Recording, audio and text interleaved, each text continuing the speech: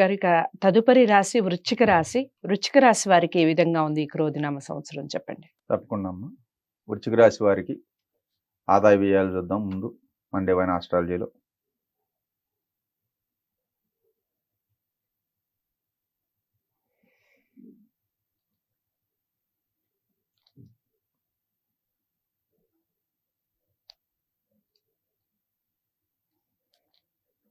వృశ్చిక రాశి వారికి ఆదాయం 6 ఉంటే వ్యయం 5 ఉందమ్మా.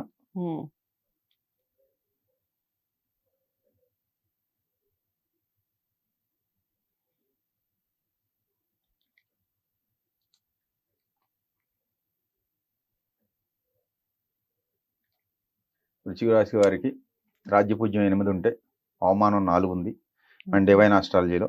సో అది బాగానే ఉంది ఈ సంవత్సరం అంతా కూడా. వృశ్చిక రాశి వారికి ఆ రకంగా చూసుకుంటే ఆశాజనకంగానే ఉంది.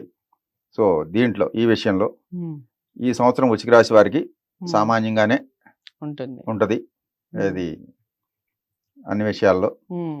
తర్వాత వృత్తి, ఉద్యోగం, వ్యాపారం ఈ మిగతా రంగాల్లో ఆశించినంతగా రాణింపు లేకపోవచ్చు.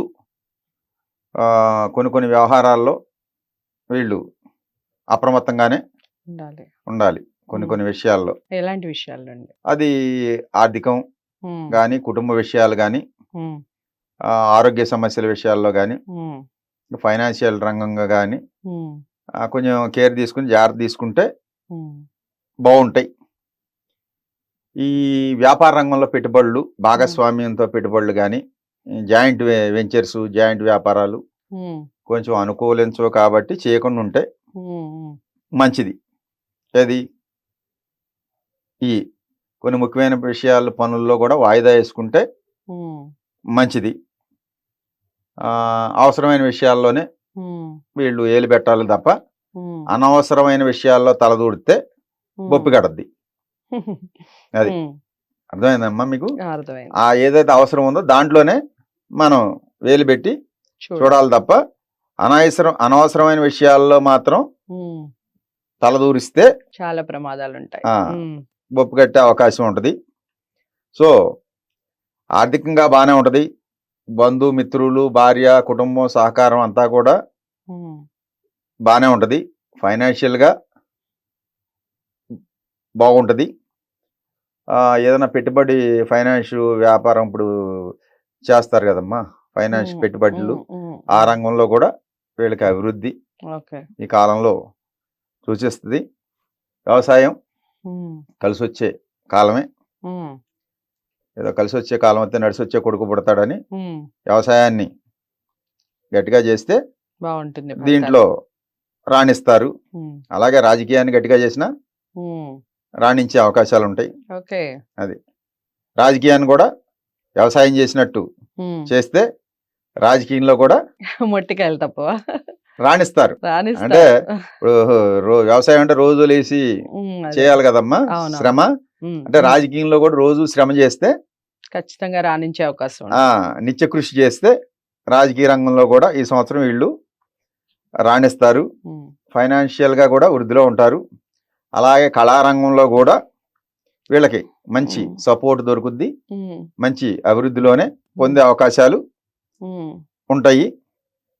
ఇక కార్పెంటర్సు, ఇంకా ఈ daily wages, motor field, vehicle field, ఇలా స్వతంత్ర వృత్తుల్లో వారికి మాత్రం కొంచెం సామాన్యమైన ఫలితాలు వచ్చే అవకాశాలు ఈ సంవత్సరాంతం క్రోధినామ సంవత్సరం ఉంది కాబట్టి కొంచెం జాగ్రత్తగా ఉండాలి.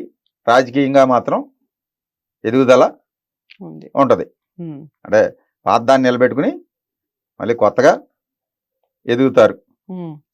ఇప్పుడు ఇదివరకు ఏదన్నా పదవి ఉందనుకోమ్మా, ఆ పదవిని నిలబెట్టుకునే అవకాశాలే ఎక్కువగా ఉన్నాయి.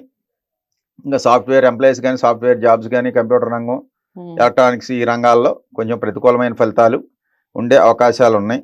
అలా ఉంటుంది కాబట్టి వ్యాపార రంగంలో నూతన ప్రయత్నాలు చేసే అవకాశాలు ఉంటాయి. చేస్తే కలిసి వచ్చే అవకాశాలు కూడా ఈ సంవత్సర కాలంలో ఈ వృశ్చిక రాశి వారికి పుష్కలంగా ఉన్నాయి.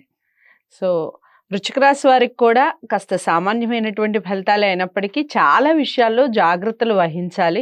ఏ ఏ విషయాల్లో జాగ్రత్తలు వహించాలి, ఏ ఏ రంగాల వారికి కలిసొస్తుంది అన్న విషయాన్ని చాలా చక్కగా వివరించారు భాస్కర్ గారు. వీడియోని ఎక్కడ కూడా స్కిప్ చేయకుండా చూడండి. తప్పకుండా మీకు 100% రిజల్ట్ అనేది ఉంటుంది. ఏదేమైనప్పటికీ డివైన్ ఆస్ట్రాలజీ ద్వారా మీరు మీ జాతకాలని పరిశీలించుకోవాలి అనుకుంటే స్క్రీన్ మీద కనపడే నెంబర్‌కి కాల్ చేయండి.